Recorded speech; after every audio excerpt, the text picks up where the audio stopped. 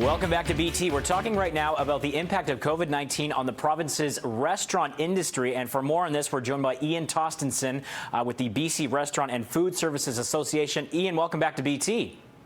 Morning, Tor. How you doing? I'm doing great. Now let's talk about some of these restrictions that have recently been in place by the provincial government and Bonnie Henry. What is the need for clarity here right now? Are you getting some mixed messages with respect to the restaurant industry here in BC?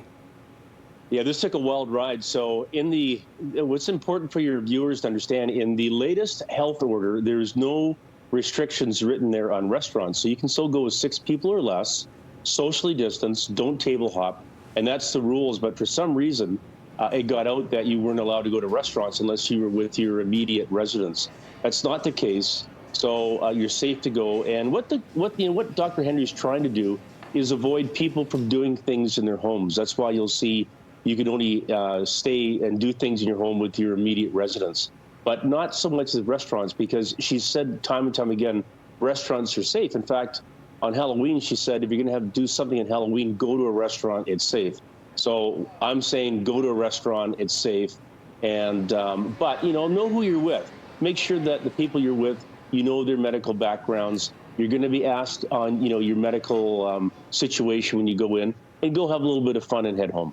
Yeah, and it's very common, obviously, when you go into the restaurant now to sign a piece of paper with your contact information on it for the COVID tracing. And it's like you say, it's more of a casual atmosphere in someone's home. But in the footage we just showed, there are so many enhanced safety measures and protocols in place. Are you happy with what you're seeing with respect to following the guidelines in most restaurants in the province?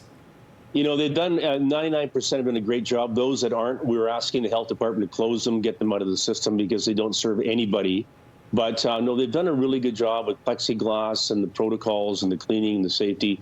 And we've had, let's be honest, there's a couple of incidences in Whistler this weekend that were reported, but those were like low incidences at all for any guests to have any transmission. It was more in the staff, and we've seen that. And we've seen restaurants that get themselves into a situation if one of their staff members tests, they'll close and clean for 2 days. So I really feel confident the industry has done a great job. And Ian, what is your association telling people with respect to Christmas parties? Because we would obviously be getting into that time of year right now where you'd see large gatherings, but we can't do that obviously during a pandemic. Yeah, so 6 or less at a table, no table hopping.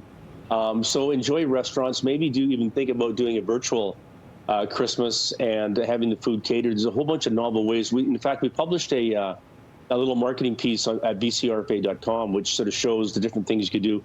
Go for dinner, go to an event afterwards, go for a walk, go to Van Dusen Gardens, all sorts of things.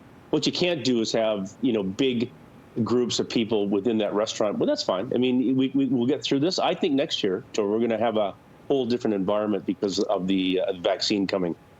Okay, I like your optimism there. Thank you so much for your time this morning, Ian. Appreciate it, buddy. Take care. All right, you take care. That's Ian Tostenson with the BC Restaurant and Food Services Association on the state of the industry during the pandemic. Coming up, we'll talk